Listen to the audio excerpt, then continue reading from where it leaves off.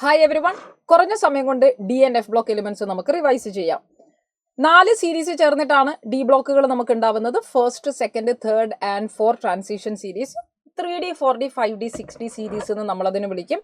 പ്രത്യേകം ശ്രദ്ധിക്കേണ്ടത് 3D സീരീസിലുള്ള ആൾക്കാരെ നിർബന്ധമായിട്ടും ബൈഹാർട്ട് ചെയ്യണം. സ്കൂട്ടി, വിക്രമൻ, ഫെക്കോ, നിക്കൂസൻ എന്ന കോഡിലൂടെ എല്ലാവരെയും നമുക്ക് ഓർത്തു വെക്കാം. അറ്റോമിക് നമ്പർ 21 തൊട്ട് 30 വരെയാണ് 3D സീരീസിലുള്ള ആൾക്കാരുണ്ടാവുന്നത്. ഇലക്ട്രോണിക് കോൺഫിഗറേഷൻ നോക്കിയാൽ വാലൻസ് ഷെല്ലിൽ ഡി ഇലക്ട്രോണുകൾ ഫില്ല് ചെയ്യുന്നത് കാണാം. എക്സെപ്ഷണൽ ഇലക്ട്രോണിക് കോൺഫിഗറേഷൻ ഓർത്തു വെക്കേണ്ടത് ഫസ്റ്റ് ട്രാൻസിഷൻ സീരീസിൽ ക്രോമിയവും കോപ്പറുമാണ്. അവിടെ എസിലുള്ള ഒരു ഇലക്ട്രോൺ ജമ്പ് ചെയ്ത് നമുക്ക് half and completely filled D electrons ഉള്ളതായിട്ട് കാണാം. സെക്കൻഡ് ട്രാൻസിഷൻ സീരീസിലും ഒരുപാട് പേർക്ക് എസിലുള്ള ഇലക്ട്രോണുകൾ ജമ്പ് ചെയ്യുന്നുണ്ട്. എന്നാൽ എസിലുള്ള 2 ഇലക്ട്രോണുകളും ജമ്പ് ചെയ്ത് 5s0 4d10 എന്ന കോൺഫിഗറേഷൻ തന്നിരിക്കുന്നത് പലേഡിയമാണ്. സോ സെക്കൻഡ് ട്രാൻസിഷൻ സീരീസിൽ പലേഡിയത്തിന് പ്രത്യേകം ഓർത്തു വെക്കുക. സിങ്ക്, കാഡ്മിയം, മെർക്കുറി, നമുക്കതിനെ സിങ്കം കടിച്ചു മരിച്ചു. സിങ്കം കടിച്ചു എന്ന് പറയുന്നത് കാഡ്മിയം, മരിച്ചു എന്ന് പറയുന്നത് മെർക്കുറി. ഇവര് 3 പേരും നോൺ ടിപ്പിക്കൽ ട്രാൻസിഷൻ എലിമെന്റ്സ് ആണ്. കാരണം ഇവരുടെ വാലൻസ് ഷെല്ലിലുള്ള ഡി ഇലക്ട്രോണിൽ വാക്കൻസി നമുക്കില്ല, കംപ്ലീറ്റ്ലി ഫിൽഡ് ഡി ഇലക്ട്രോൺസ് ആണ്. പിന്നെ അങ്ങോട്ട് ഫിസിക്കൽ പ്രോപ്പർട്ടീസ് ഡിസ്കസ് ചെയ്യുമ്പോൾ ഏറ്റവും ആദ്യം മെറ്റാലിക് സ്ട്രക്ചേഴ്സ് നമ്മൾ പറഞ്ഞു. അതിൽ പ്രത്യേകം ശ്രദ്ധിക്കുക, എല്ലാവർക്കും നല്ല ടിപ്പിക്കൽ മെറ്റാലിക് സ്ട്രക്ചേഴ്സ് ഉണ്ട് എക്സെപ്റ്റ് സിങ്കം കടിച്ചു മരിച്ചു. Zinc, cadmium, mercury and manganese. നമ്മൾ ഇവരുടെ മെൽറ്റിംഗ് പോയിന്റും ബോയിലിംഗ് പോയിന്റും ശ്രദ്ധിക്കുന്നു. എസ് ബ്ലോക്കും ഡി ബ്ലോക്കും കൺസിഡർ ചെയ്ത ഡി ബ്ലോക്ക് കുറച്ചുകൂടി ഹാർഡാണ്, ഇരുമ്പ് കുറച്ചുകൂടി ഹാർഡാണ്. സോ മെൽറ്റിംഗ് പോയിന്റ് കുറച്ചുകൂടി കൂടുതലായിരിക്കും. So that is your first point. Melting point d block എലിമെന്റ്സിനായിരിക്കും കൂടുതൽ ഉണ്ടാവുക. എന്തുകൊണ്ടാണ് ഇവരുടെ മെൽറ്റിംഗ് പോയിന്റും ബോയിലിംഗ് പോയിന്റും generally higher? Because they are stronger, അഥവാ അവിടെ സ്ട്രോങ് മെറ്റാലിക് ബോണ്ട് ഉണ്ടാവും. നിങ്ങൾ ഇവരുടെ ഡി ബ്ലോക്കിൽ തന്നെ വരുന്ന മെൽറ്റിംഗ് പോയിന്റുകളെ പരിഗണിച്ചാൽ ഈ ഗ്രാഫ് ഒന്ന് ഓർത്തു നോക്കുക. ക്രോമിയം, മോളിബ്ഡിനം, ടങ്സ്റ്റൺ 3D സീരീസിലും 4D സീരീസിലും 5D സീരീസിലും വരുന്ന 3 പേരെ ഗ്രൂപ്പിൽ നിങ്ങൾ കൺസിഡർ ചെയ്താൽ ഇറ്റ് ഈസ് ഒബ്സർവ്ഡ് 5D സീരീസിനാണ് മെൽറ്റിംഗ് പോയിന്റ് കൂടുതൽ, പിന്നെ 4D, പിന്നെ 3D. ഇതിൽ നിങ്ങൾ എക്സെപ്ഷൻ ആയിട്ട് പഠിക്കുന്നത് 2 ഗ്രൂപ്പുകളാണ്. Titanium, vanadium, chromium, manganese, iron, cobalt, nickel വരെയുള്ള ഗ്രൂപ്പുകൾക്കെല്ലാം നമ്മൾ ഈ പറഞ്ഞിരിക്കുന്ന ഓർഡർ ആയിരിക്കും വരുന്നത്. എന്നാൽ 11ാമത്തെയും 12ാമത്തെയും ഗ്രൂപ്പിലെ മെൽറ്റിംഗ് പോയിന്റിന് എക്സെപ്ഷൻസ് ഉണ്ട്. അത് നമ്മൾ ബൈഹാർട്ട് ചെയ്യുക. Zinc greater, cadmium greater, mercury. അതുപോലെ കോപ്പർ കഴിഞ്ഞ് നമുക്ക് ഗോൾഡ് കഴിഞ്ഞായിരിക്കും സിൽവർ വരുന്നത്. മെൽറ്റിംഗ് പോയിന്റില് ഫസ്റ്റ് 3D സീരീസിന്റെ മെൽറ്റിംഗ് പോയിന്റ് കൺസിഡർ ചെയ്യുമ്പോൾ മാംഗനീസിന്റെ മെൽറ്റിംഗ് പോയിന്റ് വളരെ കുറവാണ് എന്നുള്ളതും പ്രത്യേകം നിങ്ങൾ ഓർത്തു വെക്കുക. എൻതാൽപ്പി ഓഫ് അറ്റമൈസേഷന്റെ ഓർഡർ മെൽറ്റിംഗ് പോയിന്റിന്റെ അതേ ഓർഡർ ആണ്. സോ 3Dയെക്കാളും കൂടുതലാണ് 4Dക്ക്, 4Dയെക്കാളും കൂടുതലാണ് 5Dക്ക്. ഇതിൽ highest enthalpy of atomisation vanadium ആണ്. 1D എന്ന് ആലോചിക്കാം. വനേഡിയം ആൻഡ് ടൈറ്റാനിയം ഹയസ്റ്റ് ആണ്. ഏറ്റവും ഹയസ്റ്റ് വന്നിരിക്കുന്നത് വനേഡിയവും ഏറ്റവും ലോവസ്റ്റ് വന്നിരിക്കുന്നത് സിങ്ക് കഴിഞ്ഞാൽ പിന്നെ മാംഗനീസ് ആണ്. പ്രത്യേകം ശ്രദ്ധിക്കുക, highest vanadium, lowest zinc. Radius, size നമ്മൾ നോക്കിയാൽ ലെഫ്റ്റ് നിന്ന് റൈറ്റിലേക്ക് വരുമ്പോൾ ഇനീഷ്യലി സൈസ് കുറയും, ഓൾമോസ്റ്റ് സെയിം ആകും, പിന്നെ കൂടും. ഇവിടെ ഗ്രൂപ്പ് വൈസ് സൈസിന്റെ കമ്പാരിസൺ നമ്മൾ ചെയ്യുന്നു. 3D സീരീസും 4D സീരീസും 5D സീരീസും പരിഗണിച്ചാൽ 4Dയുടെയും 5Dയുടെയും സൈസ് ഓൾമോസ്റ്റ് സിമിലർ ആണ്. അതുകൊണ്ട് തന്നെ സിർക്കോണിയത്തിനും ഹാഫ്നിയത്തിനും ഓൾമോസ്റ്റ് സിമിലർ സൈസ് ആയിട്ട് കാണപ്പെട്ടു. So that is an important point. 3Dയെക്കാളും സൈസ് കൂടുതലാണ് 4D. 4Dക്കും 5Dക്കും സൈസ് സിമിലർ ആണ് due to lanthanoid contraction. F ഇലക്ട്രോണിന്റെ പ്രസൻസ് ഉള്ളത് കൊണ്ട് 5Dയുടെ സൈസ് കുറഞ്ഞു, 4Dയോട് ഏതാണ്ട് ഈക്വൽ ആയി. ഡെൻസിറ്റി നോക്കിയാൽ ഇവർ പൊതുവെ ഡെൻസിറ്റി കൂടുതലാണ്, ഹാർഡ് ആൻഡ് ഡെൻസർ ആണ്. സോ എസ് ബ്ലോക്കും ഡി ബ്ലോക്കും കമ്പയർ ചെയ്യുമ്പോൾ ഡി ബ്ലോക്കിനാണ് ഡെൻസിറ്റി കൂടുതൽ. ഇനി ഡെൻസിറ്റിയുടെ ഓർഡർ ലെഫ്റ്റ് നിന്ന് റൈറ്റിലേക്ക് വരുമ്പോൾ ഡെൻസിറ്റി കൂടും. അങ്ങനെ കൂടി കൂടി ഒരു സ്ഥലത്ത് എത്തിയപ്പോൾ നിക്കൂ. ആരാ? നിക്കൂ എന്ന് പറയണം, അപ്പൊ നിക്കും. സോ നിക്കു എന്ന് പറയുന്ന നിക്കൽ കോപ്പറിന്റെ ഡെൻസിറ്റി സിമിലർ ആണ്. സിങ്കിന്റെ ഡെൻസിറ്റി കുറച്ച് കുറവാണ്. സോ ഹയസ്റ്റ് ഡെൻസിറ്റി വന്നിരിക്കുന്നത് ലെഫ്റ്റ് നിന്ന് റൈറ്റിലേക്ക് കൂടി കൂടി നിക്കുവിന്റെ അവിടെ നിന്നു. സോ നിക്കലും കോപ്പറും ഹയസ്റ്റ് ഡെൻസിറ്റി. ഗ്രൂപ്പ് പരിഗണിച്ചു 3D, 4D, 5D എന്ന് താഴേക്ക് വരുമ്പോൾ മെൽറ്റിംഗ് പോയിന്റ് ഒക്കെ പറഞ്ഞതുപോലെ 5Dക്കാണ് കൂടുതൽ ഡെൻസിറ്റി കാണാൻ പറ്റുന്നത്. അയോണൈസേഷൻ എൻതാൽപ്പീസിൽ ഫസ്റ്റ് അയോണൈസേഷൻ എൻതാൽപ്പീസ് ബൈഹാർട്ട് ചെയ്യുക. നമുക്കത് zinc, iron, cobalt, copper, nickel, manganese, titanium, chromium, vanadium, scandium കൂട്ടി വായിക്കുക. സിൻ, ഫിക്, കോക്കു, നീ, മണ്ടി, ക്രെവിസ്കോ എന്ന് വേണമെങ്കിൽ കൂട്ടി വായിച്ച് പഠിക്കാം. നിർബന്ധമായിട്ട് ബൈഹാർട്ട് ചെയ്യാം. അയണൈസേഷൻ എൻതാൽപ്പീസിന്റെ ഈ ഓർഡറിനെല്ലാം റെസ്പോൺസിബിൾ ആയിരിക്കുന്നത് 3 ഫാക്ടേഴ്സ് ആണ്. ഒന്ന്, attraction of electron towards nucleus, ന്യൂക്ലിയസിലേക്കുള്ള അട്രാക്ഷൻ. 2, ഇലക്ട്രോണുകൾ തമ്മിലുള്ള repulsion. 3, exchange energy. First ionization എൻതാൽപ്പിയുടെ ഓർഡർ പഠിച്ചാൽ സെക്കൻഡും തേർഡും ബൈഹാർട്ട് ചെയ്യേണ്ടതില്ല. ലെഫ്റ്റ് നിന്ന് റൈറ്റിലേക്ക് വരുന്നതിനനുസരിച്ച് അയണൈസേഷൻ എൻതാൽപ്പി കൂടും. 2 എക്സെപ്ഷൻസേ അതിൽ ശ്രദ്ധിക്കേണ്ടതായിട്ടുള്ളൂ. ഒന്ന്, സെക്കൻഡ് അയണൈസേഷൻ എൻതാൽപ്പി മാംഗനീസും ക്രോമിയത്തിനെയും നോക്കിയാൽ ക്രോമിയത്തിനാണ് കൂടുതൽ. തേർഡ് അയണൈസേഷൻ എൻതാൽപ്പി അയേണിനും മാംഗനീസിനും നോക്കിയാൽ മാംഗനീസിനാണ് കൂടുതൽ. എന്തുകൊണ്ട് ക്രോമിയത്തിനും മാംഗനീസിനും ഇവിടെ കൂടി? കാരണം ക്രോമിയത്തിന് അവിടെ സ്റ്റേബിൾ ഇലക്ട്രോണിക് കോൺഫിഗറേഷൻ ആണ് വരുന്നത്. തേർഡ് അയണൈസേഷൻ എൻതാൽപ്പി വരുമ്പോൾ മാംഗനീസിന് സ്റ്റേബിൾ ഇലക്ട്രോണിക് കോൺഫിഗറേഷൻ ആണ് വരുന്നത്. മൂന്നാമത്തെ ഇലക്ട്രോൺ റിമൂവ് ചെയ്യാൻ ബുദ്ധിമുട്ടാണ് because of stable electronic configuration. എന്തുകൊണ്ട് മാംഗനീസിന് മേലെ കുറഞ്ഞു? സെക്കൻഡ് അയണൈസേഷൻ മാംഗനീസിന് എന്തുകൊണ്ടാണ് കുറഞ്ഞു പോയത്? തേർഡ് അയണൈസേഷൻ എന്തുകൊണ്ടാണ് അയേണിന് കുറഞ്ഞത്? Because there is no loss of exchange energy. Ionization enthalpy കഴിഞ്ഞ് ഇലക്ട്രോഡ് പൊട്ടൻഷ്യൽ നമ്മൾ കാണുകയാണ്. 2 E0 വാല്യൂസ് നമുക്ക് പഠിക്കാനുണ്ട്. ഒന്ന്, +2 ഓക്സിഡേഷൻ സ്റ്റേറ്റ് 0 ആകുന്ന കേസും +3 +2 ആകുന്ന കേസും. അപ്പൊ ഇവരുടെ ഹയസ്റ്റും ലോവസ്റ്റും ബൈഹാർട്ട് ചെയ്യുക. കുട്ടി ചെറിയ കുട്ടിയാണ്. Highest കോപ്പറിനും lowest ടൈറ്റാനിയത്തിനുമാണ്. M3+ M2+ വരുമ്പോൾ കൊക്കർ എന്നാലോചിച്ചാൽ മതി. ഹയസ്റ്റ് കൊബാൾട്ടിനാണ്, ലോവസ്റ്റ് ക്രോമിയത്തിനാണ്. അപ്പൊ എനിക്ക് ഇവിടെ തന്നിരിക്കുന്നതില് M2+ M0യുടെ ട്രെൻഡ് ആണ് ഇവിടെ ചിത്രത്തിൽ നമ്മൾ കാണുന്നത്. ഇറഗുലർ ട്രെൻഡ് ആണ്. അതിന് കാരണം അയോണൈസേഷൻ എൻതാൽപ്പിയും സബ്ലിമേഷൻ എൻതാൽപ്പിയും ആണ്. ഈ വാല്യൂ തന്നെ നോക്കിയാൽ കോപ്പറിന് മാത്രമേ പോസിറ്റീവ് വാല്യൂ കാണുന്നുള്ളൂ, ബാക്കിയുള്ളവർക്കൊക്കെ നെഗറ്റീവ് വാല്യൂ ആണ്. അതുകൊണ്ട് തന്നെ മറ്റുള്ളവരെല്ലാം ഗുഡ് റെഡ്യൂസിങ് ഏജന്റ്സ് ആണ്, കോപ്പർ ഒഴികെ ബാക്കി എല്ലാവരും. എസ് ബ്ലോക്കിന്റെ അത്ര നല്ല റെഡ്യൂസിങ് ഏജന്റ് അല്ലെങ്കിലും they are good reducing agent. ഈ 2 ഇലക്ട്രോഡ് പൊട്ടൻഷ്യൽസിലും ചില എക്സെപ്ഷൻസ് നമ്മൾ പ്രത്യേകം നോട്ട് ചെയ്യേണ്ടതുണ്ട്. M2+ M ആകുന്ന കേസ് നമുക്ക് നോക്കാം. കോപ്പറിനാണ് ഹയസ്റ്റ്, കാരണം അയോണൈസേഷൻ എൻതാൽപ്പിയും സബ്ലിമേഷൻ എൻതാൽപ്പിയും കൂടുതലാണ്. മാംഗനീസിന് നമ്മൾ വിചാരിച്ചതിനേക്കാളും കുറവാണ്, because Mn2+ stable electronic configuration ആണ്. സിങ്കിനും വിചാരിച്ചതിനേക്കാളും കുറവാണ്, സ്റ്റേബിൾ ഇലക്ട്രോണിക് കോൺഫിഗറേഷൻ. നിക്കലിനും വിചാരിച്ചതിനേക്കാളും കുറവാണ്, ബിക്കോസ് ഹൈഡ്രേഷൻ എൻതാൽപ്പി ഹൈ ആണ്. ശ്രദ്ധിക്കുക, അയോണൈസേഷനും സബ്ലിമേഷനും കൂടിയാൽ E0 വാല്യൂ കൂടും, എന്നാൽ ഹൈഡ്രേഷൻ കൂടിയാൽ E0 വാല്യൂ കുറയും. പറഞ്ഞു വരുന്നത്, ഒരാളുടെ E0 വാല്യൂ ഹൈ ആകണമെങ്കിൽ ഒന്നുകിൽ സബ്ലിമേഷൻ ഹൈ ആയിരിക്കണം, അയോണൈസേഷൻ ഹൈ ആയിരിക്കണം, ഹൈഡ്രേഷൻ ലോ ആയിരിക്കണം. ഇനി നമ്മൾ M3+ M2+ പരിഗണിക്കുന്നു. സ്കാൻഡിയത്തിന്റെ അപ്പൊ നിങ്ങൾ ശ്രദ്ധിക്കേണ്ടത് ഇത്രയേ ഉള്ളൂ.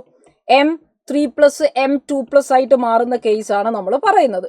അപ്പൊ ഇവിടെ M2+ സ്റ്റേബിൾ ആയിരുന്നുവെങ്കിൽ അത് പെട്ടെന്ന് റിഡക്ഷൻ നടന്നേനെ. എങ്കിൽ റിഡക്ഷൻ നടക്കാനുള്ള ടെൻഡൻസി കൂടുതലാണ്, അത് പെട്ടെന്ന് റിഡക്ഷൻ നടക്കും. E0 വാല്യൂ കൂടുതലാണ്. എന്തുകൊണ്ട് സിങ്കിന്റെ E0 വാല്യൂ കൂടി? Zn2+ സ്റ്റെബിലിറ്റി കൂടുതലാണ്. എന്തുകൊണ്ട് മാംഗനീസിന്റെ E0 വാല്യൂ കൂടി? Mn2+ സ്റ്റെബിലിറ്റി കൂടുതലാണ്. ഇനി വനേഡിയത്തിന്റെ കേസിലും നമ്മൾ വിചാരിച്ചതിനേക്കാളും വാല്യൂ കൂടുതലാണ്, അഥവാ ലെസ് നെഗറ്റീവ് ആണ്, ബിക്കോസ് V2+ സ്റ്റേബിൾ ആണ്, T2G3 കോൺഫിഗറേഷൻ. ഇനി എങ്ങാനും നമ്മൾ പരിഗണിച്ചിരിക്കുന്നതിൽ Mn3+നാണ് സ്റ്റെബിലിറ്റി കൂടുതലെങ്കിൽ അതിന് റിഡക്ഷൻ നടക്കാൻ വലിയ താല്പര്യമില്ല. E0 വാല്യൂ കുറവാണ്. എന്തുകൊണ്ട് സ്കാൻഡിയത്തിന്റെ വാല്യൂ കുറഞ്ഞു? Sc3+ സ്റ്റേബിൾ ആണ്. എന്തുകൊണ്ട് അയേണിന്റെ വാല്യൂ കുറഞ്ഞു? Fe3+ സ്റ്റേബിൾ ആണ്. ഇത് നോക്കുക. നമുക്കിവിടെ ഈ റിഡക്ഷൻ റിയാക്ഷൻസിന്റെ അടിസ്ഥാനത്തിൽ 2 കൺക്ലൂഷൻ നമുക്ക് എത്താൻ പറ്റി. ഒന്ന്, Mn3+ഉം കൊബാൾട്ട് 3+ഉം സ്ട്രോങ് ഓക്സിഡൈസിങ് ഏജന്റ് ആണ്. Titanium, vanadium, chromium strong reducing agent ആണ്, കാരണം അവരുടെ E0 വാല്യൂ നെഗറ്റീവ് ആണ്. അപ്പൊ റെഡ്യൂസിങ് ഏജന്റ്സിന് ഹൈഡ്രജനെ ലിബറേറ്റ് ചെയ്യാൻ വേണ്ടി സാധിക്കുന്നു. ഓക്സിഡേഷൻ സ്റ്റേറ്റ് ആണ് അത് കഴിഞ്ഞ് നമ്മൾ പഠിച്ചിരിക്കുന്നത്. വാരിയബിൾ ഓക്സിഡേഷൻ സ്റ്റേറ്റ് ഇവർ കാണിക്കുന്നുണ്ട്. അതിൽ സ്കാൻഡിയത്തിനും സിങ്കിനും സിംഗിൾ ഓക്സിഡേഷൻ സ്റ്റേറ്റ് മാത്രമേ ഉള്ളൂ. സ്കാൻഡിയം കാണിക്കുന്നത് +3, സിങ്ക് കാണിക്കുന്നത് +2. കോമൺ ഓക്സിഡേഷൻ സ്റ്റേറ്റ്സ് +2ഉം +3ഉം ആണ്. ഹയസ്റ്റ് ഓക്സിഡേഷൻ സ്റ്റേറ്റ് ആരാ കാണിച്ചത്? മിഡിൽ വരുന്നയാളാണ്, അത് മാംഗനീസ് ആയിരുന്നു. മാംഗനീസിന്റെ ഹയസ്റ്റ് ഓക്സിഡേഷൻ സ്റ്റേറ്റ് +7 ആണ്. എന്നാൽ എൻറ്റയർ ഡി ബ്ലോക്കിൽ ഹയസ്റ്റ് ഓക്സിഡേഷൻ സ്റ്റേറ്റ് +8 കാണിക്കുന്ന ഓസ്മിയവും റുഥീനിയവുമാണ്. ഞാൻ ഹയസ്റ്റ് ഓക്സിഡേഷൻ സ്റ്റേറ്റ് ക്രോമിയത്തിന്റെ എഴുതിയാൽ ക്രീമോ എന്ന് ആലോചിക്കാൻ പറ്റുന്ന ക്രോമിയത്തിന്റെ ഗ്രൂപ്പിൽ ക്രോമിയം +6 എടുത്തു, മോളിബ്ഡിനം +6 എടുത്തു, ടെങ്സ്റ്റൺ +6 എടുത്തു. താഴേക്ക് വരുമ്പോൾ സ്റ്റെബിലിറ്റി കൂടി, ടെങ്സ്റ്റൺ വളരെ സ്റ്റേബിളാണ്. അപ്പൊ പി ബ്ലോക്കിൽ നിന്നും നേരെ ഓപ്പോസിറ്റ് ആണ് നമുക്ക് കാണാൻ പറ്റുന്നത്. ഹയർ ഓക്സിഡേഷൻ സ്റ്റേറ്റ്സ് താഴേക്ക് വരുമ്പോൾ സ്റ്റേബിൾ ആവുന്നു. ഹയർ ഓക്സിഡേഷൻ സ്റ്റേറ്റ് ഇവർ കുറെ ആൾക്കാർ കാണിക്കുന്നുണ്ട്. അവരുടെ കോമ്പൗണ്ടുകളിലും ഹയർ ഓക്സിഡേഷൻ സ്റ്റേറ്റ് കാണാം. അതിൽ ഏറ്റവും ഹയർ ഓക്സിഡേഷൻ സ്റ്റേറ്റ്സ് ഏതൊക്കെ കോമ്പൗണ്ടുകളിലാണ് കാണിക്കുന്നത്? സ്റ്റേബിൾ ഓക്സൈഡുകളിലും ഫ്ലൂറൈഡുകളിലുമാണ് ഹൈ ഓക്സിഡേഷൻ സ്റ്റേറ്റ് കാണിക്കുന്നത്. ഫ്ലൂറൈഡിലും ഓക്സൈഡിലും തന്നെ ഏറ്റവും സ്റ്റേബിൾ ആയിരിക്കുന്നത് ആരാണ്? ഓക്സൈഡുകളാണ് normally more stable than fluorides. കാരണം ഓക്സൈഡുകളിൽ നിങ്ങൾ ഓക്സൈഡിന്റെ സ്ട്രക്ചർ നോക്കിയാൽ കുറെ പൈ ബോണ്ടുകൾ കാണാൻ പറ്റും, മൾട്ടിപ്പിൾ ബോണ്ട് ഫോർമേഷൻ. മാംഗനീസിന്റെ ഫ്ലൂറൈഡ് ഹയസ്റ്റ് ഫ്ലൂറൈഡ് MnF4 ആണ്. അവിടെ മാംഗനീസ് +4 ആണ് ഓക്സിഡേഷൻ സ്റ്റേറ്റ്. എന്നാൽ മാംഗനീസിന്റെ ഹയസ്റ്റ് ഓക്സൈഡ് Mn2O7 ആണ്. ഓക്സൈഡുകളാണ് കൂടുതൽ ഹയസ്റ്റ് ഓക്സിഡേഷൻ സ്റ്റേറ്റ് കാണിച്ചിരിക്കുന്നത്. നമ്മുടെ കയ്യിലുള്ള ഓക്സൈഡുകളിലെല്ലാം വനേഡിയത്തിന്റെ V2O5 ആംഫോട്ടറിക് ഓക്സൈഡ് ആണെന്ന് പഠിക്കുക. ക്രോമിയം Cr2O3 ആംഫോട്ടറിക് ആണ്. മാംഗനീസ് MnO2 ആംഫോട്ടറിക് ആണ്. അതിനേക്കാളും ഓക്സിഡേഷൻ സ്റ്റേറ്റ് കുറഞ്ഞവരെല്ലാം ബേസിക് ആയിരിക്കും. അതിനേക്കാൾ ഓക്സിഡേഷൻ സ്റ്റേറ്റ് കുറഞ്ഞവരെല്ലാം ബേസിക് ആയിരിക്കും. അതിനേക്കാളും ഓക്സിഡേഷൻ സ്റ്റേറ്റ് കൂടിയവർ അസിഡിക് ആയിരിക്കും. Mn2O7 അസിഡിക് ആയതുകൊണ്ട് തന്നെ അത് ആസിഡിനെ തരുന്നു, പെർമാംഗനിക് ആസിഡ്. CrO3 അസിഡിക് ആയതുകൊണ്ട് തന്നെ അത് ആസിഡിനെ തരുന്നു, ഒന്നുകിൽ ക്രോമിക് ആസിഡ് അല്ലെങ്കിൽ ഡൈക്രോമിക് ആസിഡ്. എന്നാൽ V2O5 ആംഫോട്ടറിക് ആണ്, അത് സോൾട്ട് ആയിരിക്കും തരുന്നത്, VO4 3- അല്ലെങ്കിൽ VO2+ എന്ന സോൾട്ടുകൾ. കോപ്പറിന്റെ കോമ്പൗണ്ടിലേക്ക് നമ്മൾ നോക്കിയാൽ കോപ്പർ +1 ഓക്സിഡേഷൻ സ്റ്റേറ്റും +2 ഓക്സിഡേഷൻ സ്റ്റേറ്റിലും അക്വസ് സൊല്യൂഷനിൽ +2 ഓക്സിഡേഷൻ സ്റ്റേറ്റ് ആണ് കൂടുതൽ സ്റ്റേബിൾ ആയിട്ട് കണ്ടുവരുന്നത്.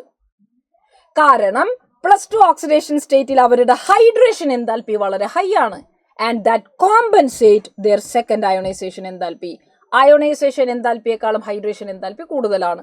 അതുകൊണ്ട് തന്നെ +1 ഓക്സിഡേഷൻ സ്റ്റേറ്റിലിരിക്കുന്ന അക്വസ് സൊല്യൂഷനിലുള്ള കോപ്പർ +2 ആകാൻ ശ്രമിക്കുന്നതിന്റെ ഭാഗമായി അവർക്ക് ഡിസ്പ്രൊപ്പോർഷനേഷൻ നടന്നു.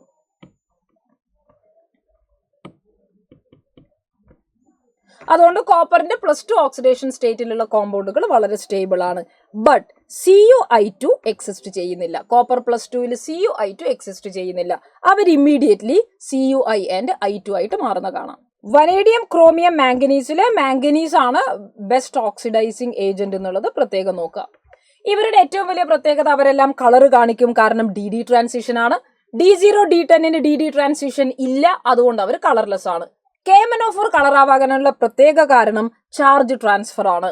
ഓക്കെ, ഇനി ഇവരെല്ലാം കോംപ്ലക്സ് ഫോം ചെയ്യും, കാരണം അവരുടെ സൈസ് പൊതുവെ ചെറുതാണ്, പോസിറ്റീവ് ചാർജ് വളരെ കൂടുതലാണ്, D ഓർബിറ്റൽസ് അവൈലബിൾ ആണ്. ഈ 3 കാരണങ്ങൾ കൊണ്ട് നമ്മൾ ഇവര് കോർഡിനേഷൻ കോമ്പൗണ്ടുകൾ ഉണ്ടാക്കുന്നത് നമുക്ക് കാണാം. There all good catalyst. Catalyst ആകാൻ 2 കാര്യങ്ങളാണ്. ഒന്ന്, അവർക്ക് വേരിയബിൾ ഓക്സിഡേഷൻ സ്റ്റേറ്റ് ഉണ്ടാക്കാനും കോംപ്ലക്സ് ഫോം ചെയ്യാനുമുള്ള കഴിവുണ്ട്.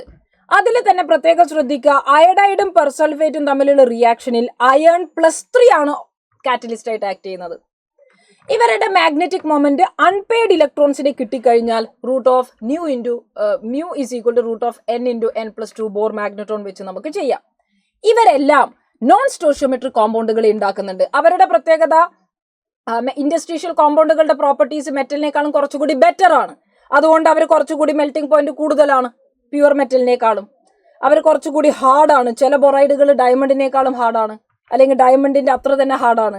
മെറ്റാലിക് കണ്ടക്ടിവിറ്റി അവർക്കുണ്ട്, പെട്ടെന്നൊന്നും തുരുമ്പിച്ചു പോകില്ല. They are chemically inert. Chemically reactive അല്ല, ഇനേർട്ട് ആണ്. കൂടാതെ ഇവർ അലോയ്സും ഫോം ചെയ്യുന്നുണ്ട്. അലോയ്സ് എന്ന് പറഞ്ഞാൽ 2 മെറ്റലിന്റെ മിക്സ് ആണ്. സിമിലർ സൈസസ് ആയിരിക്കുന്ന ആൾക്കാരാണ് മിക്സ് ചെയ്യുന്നത്. 15%-ലധികം ഡിഫറൻസ് ഉണ്ടാവരുത്. ഈ അലോയ്സ് നമുക്ക് പഠിക്കേണ്ട എക്സാമ്പിൾസ് ആണ് കൂസൻ which is brass, copper and zinc. കുട്ടൻ അല്ലെ കോപ്പറും ടിന്നും ബ്രോൺസ് ആണ്. UK കോപ്പർ കോയിൻസ് എന്ന് പറയുന്നത് കോപ്പർ കോട്ടഡ് സ്റ്റീൽ ആണ്. സിൽവർ UK കോയിൻസ് എന്ന് പറയുന്നത് കോപ്പർ നിക്കൽ, നിക്കു അലോയ് ആണ്. ഇത് പ്രത്യേകം നമ്മൾ ഓർമ്മിച്ചു വെക്കുക.